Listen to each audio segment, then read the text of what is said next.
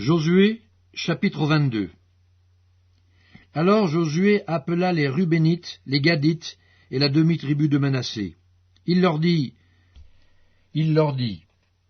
Vous avez observé tout ce que vous a prescrit Moïse, serviteur de l'Éternel, et vous avez obéi à ma voix dans tout ce que je vous ai ordonné.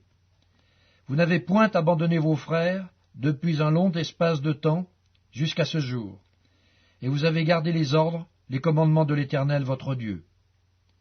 Maintenant que l'Éternel votre Dieu a accordé du repos à vos frères, comme il leur avait dit, retournez et allez vers vos tentes dans le pays qui vous appartient, et que Moïse, serviteur de l'Éternel, vous a donné de l'autre côté du Jourdain.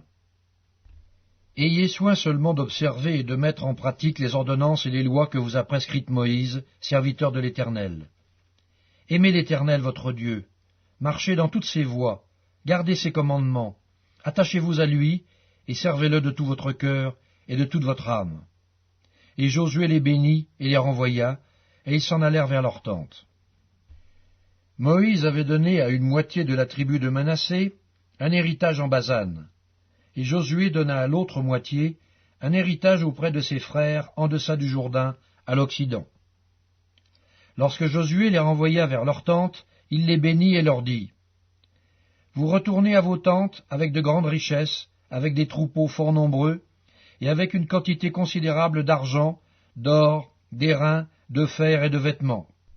Partagez avec vos frères le butin de vos ennemis. » Les fils de Ruben, les fils de Gad et la demi-tribu de Manassé s'en retournèrent, après avoir quitté les enfants d'Israël à Silo, dans le pays de Canaan, pour aller dans le pays de Galad, qui était leur propriété, et où ils s'étaient établis, comme l'Éternel l'avait ordonné par Moïse.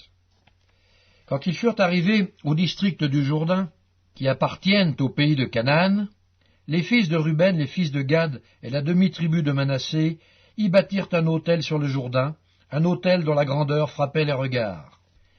Les enfants d'Israël apprirent que l'on disait, « Voici les fils de Ruben, les fils de Gad et la demi-tribu de Manassé ont bâti un autel en face du pays de Canaan, dans les districts du Jourdain, du côté des enfants d'Israël. » Lorsque les enfants d'Israël eurent appris cela, toute l'assemblée des enfants d'Israël se réunit à Silo pour monter contre eux et leur faire la guerre. Les enfants d'Israël envoyèrent auprès des fils de Ruben, des fils de Gad et de la demi-tribu de Manassé au pays de Galad, Phinéas, fils du sacrificateur Éléazar, et 10 princes avec lui, un prince par maison paternelle pour chacune des tribus d'Israël. Tous étaient chefs de maison paternelle parmi les milliers d'Israël. Ils se rendirent auprès des fils de Ruben, des fils de Gad et de la demi-tribu de Manassé au pays de Galad, et ils leur adressèrent la parole en disant, « Ainsi parle toute l'assemblée de l'Éternel. Que signifie cette infidélité que vous avez commise envers le Dieu d'Israël? Et pourquoi vous détournez-vous maintenant de l'Éternel en vous bâtissant un autel pour vous révolter aujourd'hui contre l'Éternel? Regardons-nous comme peu de choses le crime de Péor, dont nous n'avons pas jusqu'à présent enlevé la tache de dessus nous, malgré la plaie qu'il attira sur l'assemblée de l'Éternel? Et vous vous détournez aujourd'hui de l'Éternel? Si vous vous révoltez aujourd'hui contre l'Éternel, demain il s'irritera contre toute l'assemblée d'Israël. Si vous tenez pour impur le pays qui est votre propriété, passez dans le pays qui est la propriété de l'Éternel, où est fixée la demeure de l'Éternel, et établissez-vous au milieu de nous. Mais ne vous révoltez pas contre l'Éternel, et ne vous séparez pas de nous, en vous bâtissant un autel, outre l'autel de l'Éternel, notre Dieu. Akan, fils de Zérak, ne commit-il pas une infidélité au sujet des choses dévouées par un perdit, et la colère de l'Éternel ne s'enflamma-t-elle pas contre toute l'assemblée d'Israël? Il ne fut pas le seul qui périt à cause de son crime. Les fils de Ruben, les fils de Gad et la demi-tribu de Manassé répondirent ainsi aux chefs des milliers d'Israël. « Dieu, Dieu, l'Éternel, Dieu, l'Éternel le sait, et Israël le saura.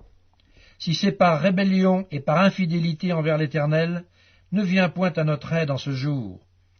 Si nous nous sommes bâtis un autel pour nous détourner de l'Éternel, si c'est pour y présenter des holocaustes et des offrandes, et si c'est pour y faire des sacrifices d'action de grâce, que l'Éternel en demande compte. C'est bien plutôt par une sorte d'inquiétude que nous avons fait cela, en pensant que vos fils diraient un jour à nos fils, « Qu'y a-t-il de commun entre vous et l'Éternel, le Dieu d'Israël ?» L'Éternel a mis le Jourdain pour limite entre nous et vous, fils de Ruben et fils de Gad. Vous n'avez point de part à l'Éternel. Et vos fils seraient ainsi cause que nos fils cesseraient de craindre l'Éternel. C'est pourquoi nous avons dit, bâtissons-nous donc un autel, non pour des holocaustes et pour des sacrifices, mais comme un témoin entre nous et vous, entre nos descendants et les vôtres, que nous voulons servir l'Éternel devant sa face par nos holocaustes et par nos sacrifices d'expiation et d'action de grâce, afin que vos fils ne disent pas un jour à nos fils, vous n'avez point de part à l'Éternel. Nous avons dit, s'ils tiennent dans l'avenir ce langage à nous ou à nos descendants, nous répondrons. Voyez la forme de l'autel de l'Éternel qu'ont fait nos pères, non pour des holocaustes et pour des sacrifices, mais comme témoins entre nous et vous. Loin de nous la pensée de nous révolter contre l'Éternel et de nous détourner aujourd'hui de l'Éternel en bâtissant un autel pour des holocaustes, pour des offrandes et pour des sacrifices, outre l'autel de l'Éternel notre Dieu qui est devant sa demeure. Lorsque le sacrificateur Phinéas et les princes de l'assemblée, les chefs des milliers d'Israël qui étaient avec lui, eurent entendu les paroles que prononcèrent les fils de Ruben, les fils de Gad et les fils de Manassé, ils furent satisfaits. Et Phinéas, fils du sacrificateur Éléazar, dit aux fils de Ruben, aux fils de Gad et aux fils de Manassé, « Nous reconnaissons maintenant que l'Éternel est au milieu de nous, puisque vous n'avez point commis cette infidélité contre l'Éternel.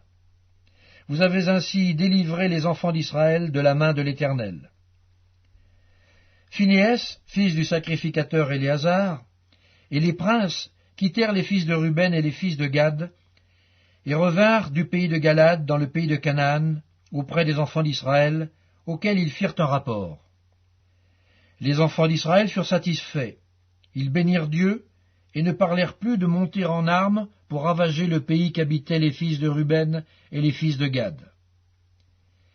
Les fils de Ruben et les fils de Gad appelèrent l'autel Ed, car, dirent-ils, il est témoin entre nous que l'Éternel est Dieu.